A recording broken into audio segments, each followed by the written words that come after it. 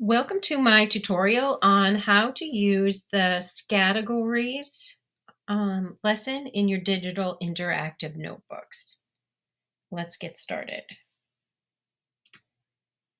So the procedure for doing this is first you need to create a vocabulary word list, unless you're using a lesson that you got from me that already has the words done for you. I'm going to talk a little bit later about student-generated lists versus teacher-generated lists. But the first step for students is just to preview the word list. Now, that might include doing a little bit of work before the lesson. If the words are really, really unfamiliar to them, you might want to use a quizzes or a Quizlet, or use vocabulary.com. I like that one, to introduce students to the words a little bit before starting the activity. Then you're going to give the students time to work, and they will work in small groups or pairs, either on a Jamboard, or they can do this activity on their own in their digital notebook. You can also make it an interactive lesson for students to do in a Pear Deck or a Nearpod, which can be done in, in-person class, or if you're doing an online class, it will work either way. But the students would do their work individually in that scenario. And then the next step, which may or may not be included, is that I have students complete an activity post grouping of the words that connects the terms that we're learning about to the text, either through making predictions about what the text is going to be about, or by writing a summary of, using the vocabulary words. So then we get to the final step, which is sharing. So they share their work that they did, they explain their thinking, and I'm going to show you what that looks like here in just a second. So, breakdown of the procedure here. Vocabulary, look at the list, work on sorting, make connections, present to class. So starting with the word list, you can have a page that looks either like this one on the top, which is a two-sided page. So this is a list in which teacher-selected words are used. I give them a list of words. In this example, we were about to start a genre unit on mythology. So I gave them some words that were related to mythology. In this example, I also gave them categories to choose from. And that's just a strategy that you can use to scaffold this lesson for students. Rather than having them come up with their own category labels in the beginning, you might want to give them examples of category labels that they might use. If you're using a student-generated word list, you still want to give them category labels, then this top part is blank, and you give them text boxes to fill in the words that they think are important. In the beginning, though, I would start with teacher-selected word lists. That's just my personal preference. There is a separate example where you can do it all in one. And you may want to start in the beginning with this one, because it will be less confusing for students as they're getting to know the procedure of the lesson. So give them a smaller list here. They'll put their category labels here, and then here they will put what words go into that category. And a quick note about creating your word list. So some texts have a vocabulary word list already picked out for you, which is fine. Sometimes if I'm trying to be really fast and I want them to preview the words in quizzes or Quizlet or on vocabulary.com, I'm going to search for one that's already made on one of those websites, whichever one I decide to use. And I'm going to use my word list from what were the words that they had in their quizzes or their Quizlet. Completely up to you, but you want to try to choose words that are essential to the understanding of the main idea of the text, words that are used repeatedly, and probably some words that are not part of a student's prior knowledge. Then another point I want to make is There is an activity that I like to use where I have students tell me, I give them a word. So I put a word here in this keyword thing. And in this example, this is from the monkey's paw, I used talisman. So I put the word talisman here on their page. And then I asked for them to fill this in. What category did you label that word as? And I asked them to explain. If you are going to use that page, you need to do some highlights on your vocabulary words to make sure that they do place those words in categories, because sometimes the list is a little bit long, and I will tell students categorize as many words as you can. So they might not get all these words put into categories, but I give them must categorize with a highlight. So there are 4 that you must categorize, then do as many of the others as you can. This is the page where the students do their work, and I have them work on this in groups.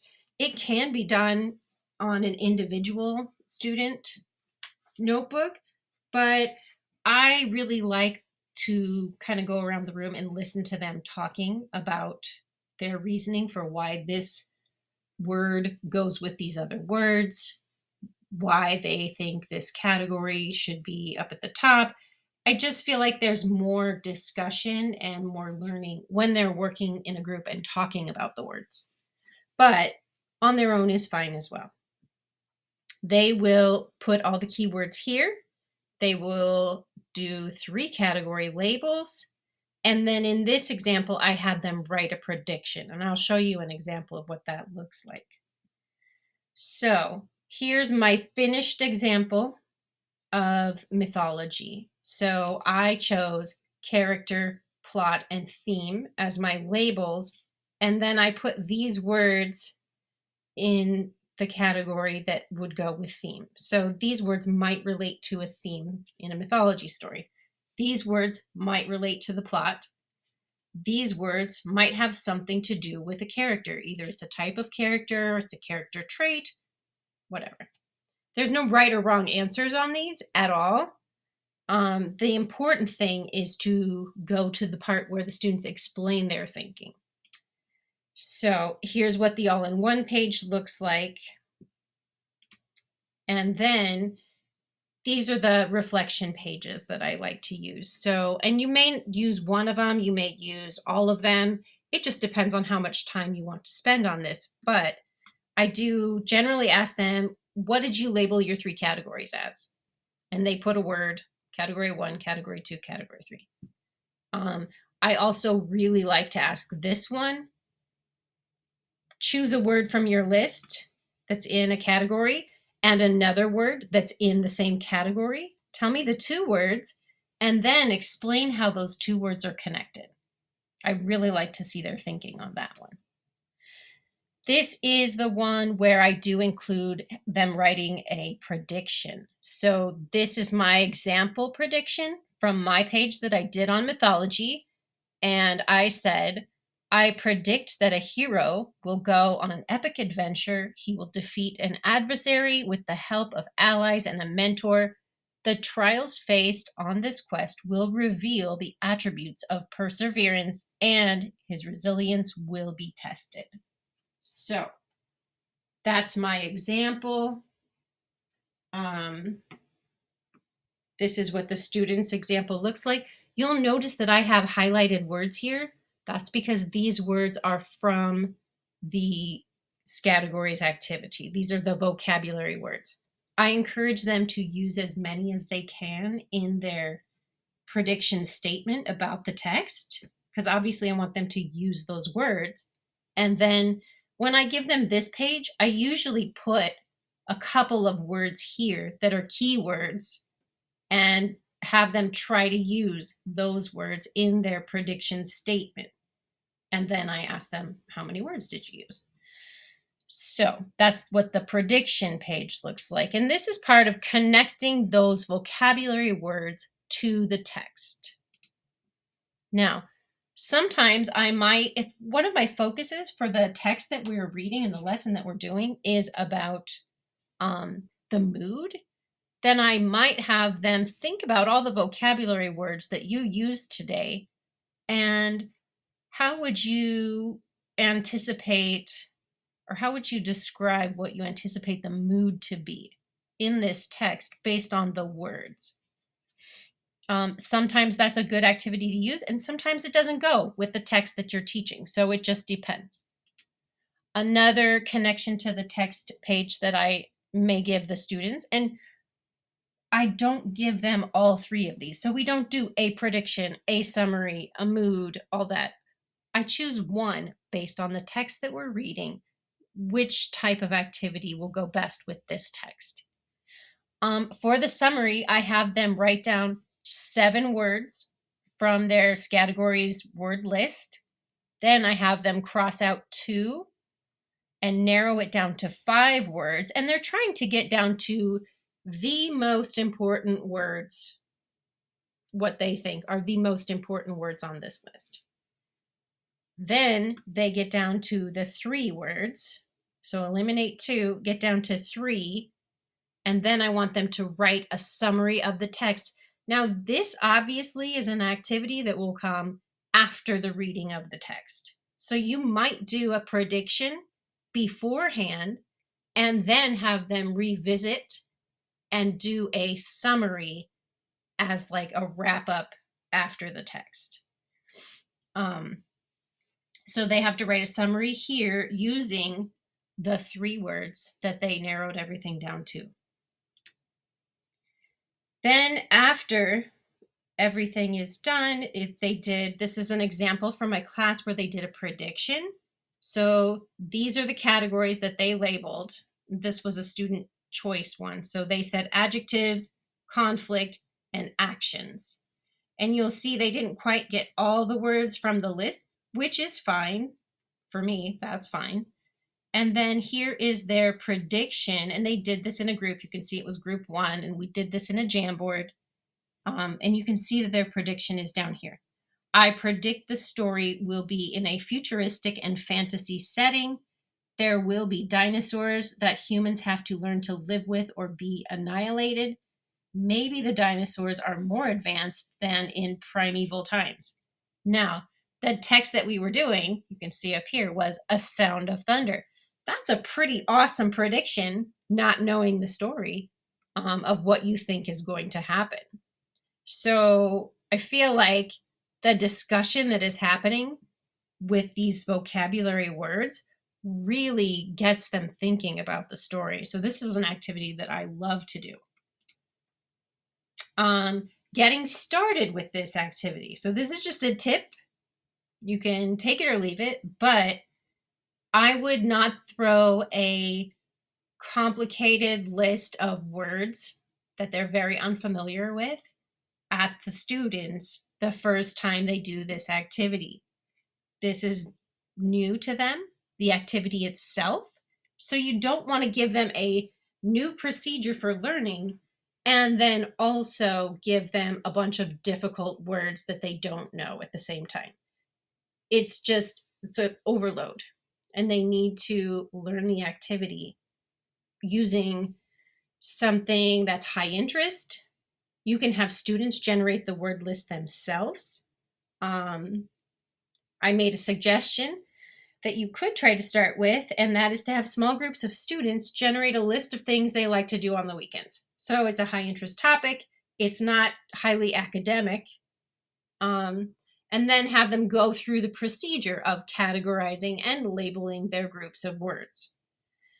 You can also, if your students aren't really very tech savvy, like maybe this is their first year using a lot of computers and technology in the classroom, then I would also recommend start with a paper and pencil version.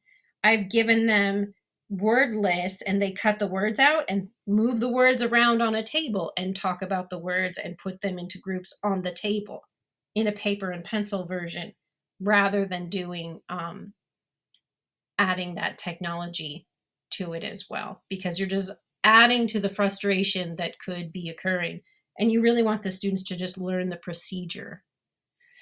Let's see here. Some more suggestions about how to level up slowly with this activity. So this is something I use all the time in my class. So once the students get really familiar with the activity, then you're going to see high quality prediction statements and all that other good stuff. But in the beginning, it's going to be challenging because this is a challenging activity. So I would start with shorter word lists. Start with the one page that has the word list and the categories on the same page. Um, Give them category labels to select from. I've also used a short video. So for a student generated word list, I've shown them a short video about a topic. Like when we read the book Refugee, I had them watch a 5-minute video from Ed that was, what does it mean to be a refugee, or something like that. They generated a word list themselves and then did the categorizing activity that way. One thing I do like to do is to have them complete their work on a Jamboard. Even if you're in person, I was using these templates that I created during distance learning. So my kids were all online and we were having virtual meetings. But I really liked them being able to work on a Jamboard. I hate using the copy machine. So, my preference is to do things on the computer.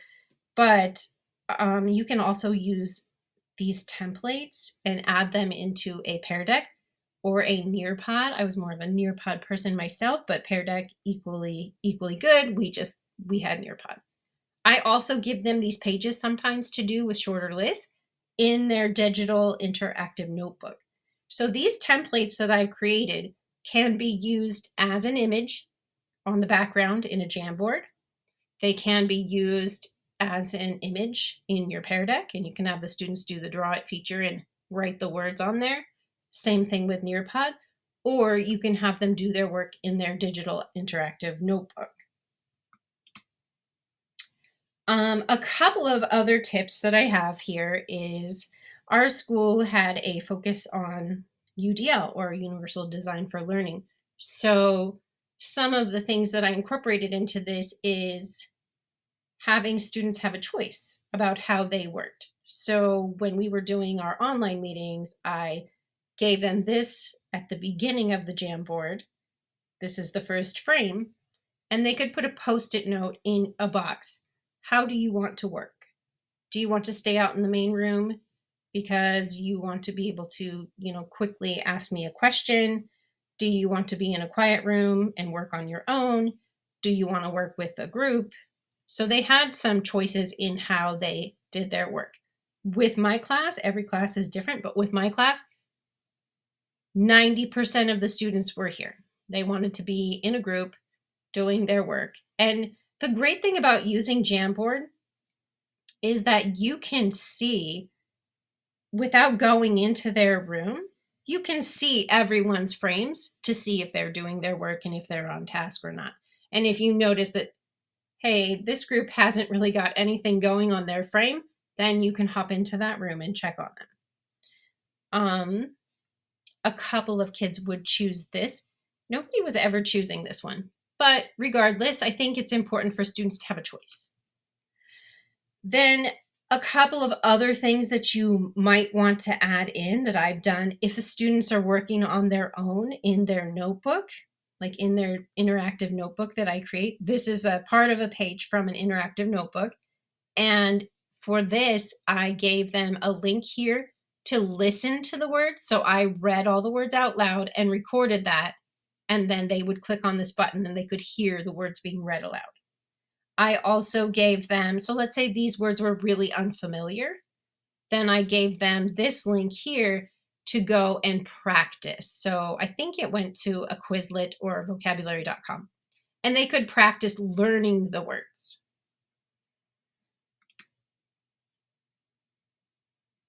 So you're helping the students to build fluencies with graduated levels of support for practice and performance. You can also give them the category labels. That is a scaffold that can be used. I have the category labels here, and then I also tell students, if you want to choose something else that's not on the list, that's fine. But I feel like some kids need this suggestion here of what to try to use. You can also minimize the amount of words that they have to do. So use the highlighters and highlight some words. These are the words that you need to do. The other ones are here if you want to do them, but these are words you need to do. And then again, allow them to be able to listen to the words and to practice the words. And I give them that practice in advance too. But I have it here in case they didn't practice in advance and now they see the word list and they're, ooh, I think I want to go back to that practice and check out what some of these words mean. Which standards are students working towards mastering in this lesson?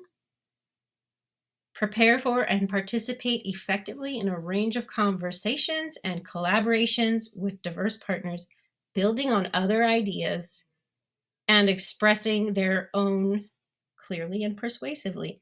Now, if you have them work on their own, they will not be working on that standard. But when you have them work in groups and you're walking around the room, you can really hear some amazing thinking happening. So, again, I encourage groups. Also, acquire and use accurately grade appropriate general academic and domain specific words and phrases. Gather vocabulary knowledge when considering a word or phrase is important to comprehension and expression. So having them do those activities where they write a summary, where they make a prediction, where they talk about the mood, where they talk about how the words are connected, these things are all extremely important and help them to better comprehend the text that you pulled those vocabulary words from. And that's it for the Scattergories. If you want to see some more videos about some other lessons, you can subscribe to my channel. Check out my blog. The links will be below. And if you want to buy the templates already made, because you can use this information that I've given you to make your own activity.